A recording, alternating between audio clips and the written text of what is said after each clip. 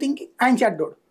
ఆ తర్వాత ఆయన మంచోడు, ఆయన వారసత్వాన్ని వాళ్ళ కొడుకులు కాదు, వాళ్ళ కుటుంబం కాదు, చంద్రబాబే చేయగలడని ఆయన నమ్మేవాళ్ళు. కాబట్టి మీరు ప్రిపేర్ అవ్వండి. ఇప్పుడు అట్లాంటి నేరేటివ్ థింకింగే వివేకానంద రెడ్డి కేసులు. జగన్మోహన్ రెడ్డి చంపించాడు ముందు. ఎందుకు చంపించాడు? తర్వాత ముఖ్యమంత్రి పదవికి పోటీకి వస్తాడని. వివేకానంద రెడ్డి ఎవరు?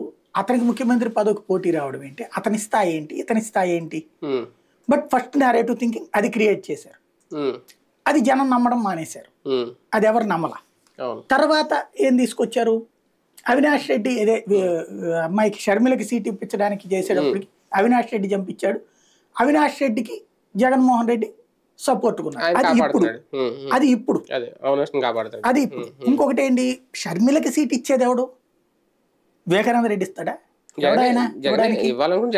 మరి జగనే అవినాష్ రెడ్డికి సీట్ ఇచ్చి ఆల్రెడీ సిట్టింగ్ ఉన్నటువంటి అవినాష్ రెడ్డికి సీట్ ఇవ్వగా మళ్ళీ రెండోసారి జగన్ అవినాష్ రెడ్డికి ఇవ్వడానికి సిద్ధపడగా మర్డర్ జరిగాక కూడా సిద్ధపడితే ఇంకా జగను షర్మిలకి ఎందుకు ఇస్తాడు?